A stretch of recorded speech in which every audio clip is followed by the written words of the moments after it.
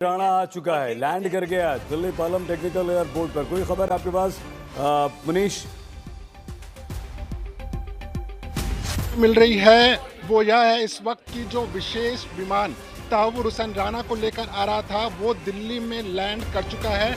सुरक्षा कारणों से अभी यह नहीं पता चल पा रहा है कि किस एयरपोर्ट पर, पालम में या फिर किसी दूसरे एयरपोर्ट पर लैंड किया है, लेकिन जो विशेष विमान था वो इस वक्त लैंड कर चुका है। हम दर्शकों को ये कंफर्म कर सकते हैं, यानी कि थोड़ी ही देर के अंदर सईद जो तहव्वुर हुसैन राणा है उसे एनआईए आधिकारिक रूप से गिरफ्तार करेगी और फिर एक लंबी चौड़ी प्रक्रिया होगी, ना सिर्फ उसे एनआईए हेडक्वार्टर तक लेकर आने की, बल्कि वो प्रक्रिया शुरू होगी जिसके जरिए जो 180 परिवार थे उनको इंसाफ मिल सके और उसके बाद पूरी दुनिया के सामने वो पाकिस्तान का चेहरा दिखा सके जो पाकिस्तान टेररिज्म को बढ़ावा देता है, आतंकवाद को बढ़ावा देता है। तो कुल मिलाकर जो अभी जानकारी आ रही है सही, जो बड़ी जानकारी इस वक्त आज तक अपने दर्शकों को पहुंचा रहा है कि तहव्वुर हुसैन राणा हिंदुस्तान की सरजमी पर लैंड कर चुका है।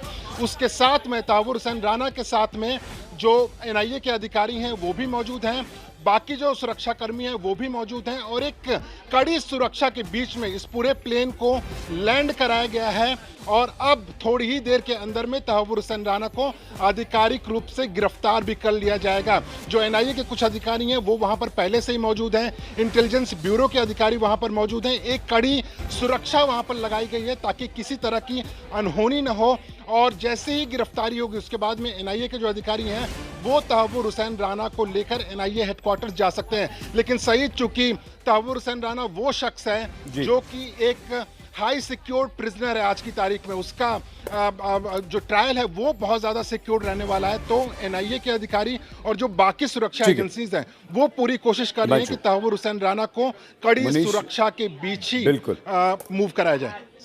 मुनीश, बिल्कुल आपने बड़ी खबर दे दी इस समय, लेकिन मुनीश ने ये खबर दे दी हिमांशु और हमारे साथ जितेंद्र भी जुड़ चुके हैं। जितेंद्र, कोई और जानकारी हिमांशु के पास जाए उससे पहले आपके पास?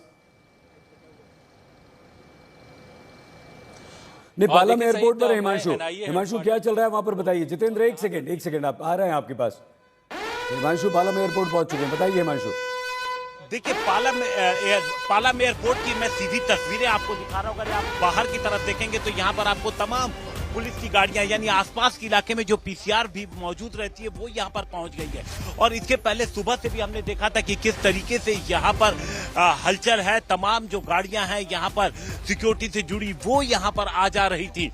और इसके बाद जानकारी ये मिली थी कि जो 3rd बटालियन की एक टीम है जिसमें 15 स्पेसिफिक जो गार्ड है वो भी आने वाले हैं। तो तमाम जो इंतजाम थे यहाँ पर हैं, लेकिन सुरक्षा कारणों से सही चीजें क्लियर नहीं की जा रही हैं कि कहां पर लैंड की, कितनी देर में उन्हें बाहर लाया जाएगा, क्योंकि कई सारी सिक्योरिटी कंसर्न है। और जो जानकारी है कि पूरी सुरक्षा में जो तमाम अधिकारी थे, जो एजेंसी के अधिकारी थे वो वहां पर मौजूद थे जब फ्लाइट लैंड हुई।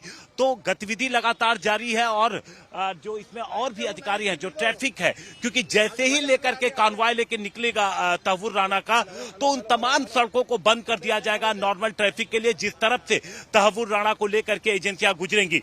तो गतिविधि लगातार जारी है और पुलिस की सड़क पर मौजूदगी भी न सिर्फ एयरपोर्ट के आसपास बल्कि एयरपोर्ट से लेकर एनआईए ऑफिस और एनआईए ऑफिस से लेकर के जो पटियाला हाउस कोर्ट है वहां तक सही देखने को मिल रही है।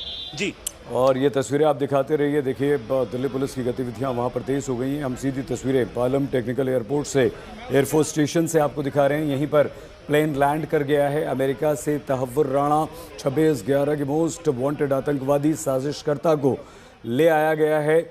मुनीश के पास एक और अपडेट आ रहा है, लेकिन उससे पहले जितेंद्र के पास कोई खबर है, बताइए जितेंद्र।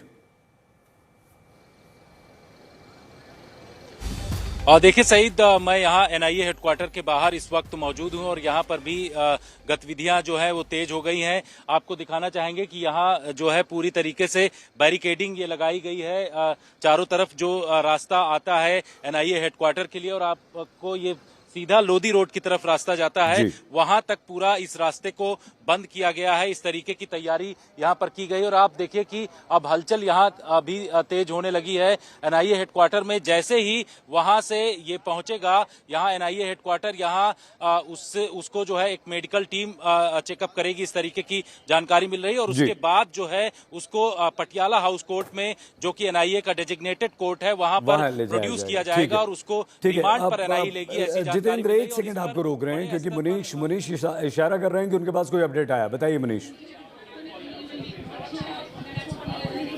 जी देखिए सईद, जो जानकारी मिल रही है कि वो प्रक्रिया शुरू हो चुकी है जिसमें कि तहव्वुर हुसैन राना को गिरफ्तार किया जाएगा और गिरफ्तारी के बाद में आगे की प्रक्रिया शुरू होगी। दर्शकों को समझाने के लिए सईद ये समझना होगा कि तहव्वुर हुसैन राना की गिरफ्तारी से लेकर जो आगे की प्रक्रिया है वो लंबी होने वाली है और वो जो बाकी के कैदियों के साथ में होती है उसी तरीके से होने वाली है। यानी कि तहव्वुर हुसैन राना को सबसे पहले पेपर पर दिखाया जाएगा कि उसकी गिरफ्तारी एनआईए ने 26 से 11 हमलों को लेकर की हुई है और ये तब होता है जब जो आरोपी है वो हिंदुस्तान की सरजमी पर हो। इसी के लिए एनआईए के अधिकारी इंतजार कर रहे थे कि जैसे ही स्पेशल प्लेन लैंड होगा उसके बाद में उसकी गिरफ्तारी दिखाई जाए। तो गिरफ्तारी की प्रक्रिया फिलहाल के लिए चल रही है। गिरफ्तारी की प्रक्रिया पूरी होने के बाद में एक कॉन्वॉय जो है वो लेकर एनआईए हेडक्वार्टर की तरफ आएगा तहव्वुर हुसैन राना को और उसके बाद एक प्रक्रिया शुरू होगी मेडिकल की। बहुत मुमकिन है क्योंकि सुरक्षा कारणों की वजह से हो सकता है कि उसको अस्पताल में लेकर जाया जाए। जो डॉक्टर की टीम है उनको ही बुलाया जाए एनआईए हेडक्वार्टर में और वहां पर जो तहव्वुर हुसैन राना है उसका मेडिकल कराया जाएगा और मेडिकल कराने के बाद में जो एनआईए के टॉप ऑफिसर्स हैं वो तय करेंगे कि आखिरकार तहव्वुर हुसैन राना को कोर्ट में कब पेश करना है, आज पेश करना है या कल पेश करना है, क्योंकि कानून के मुताबिक एनआईए के पास में 24 घंटे होगा।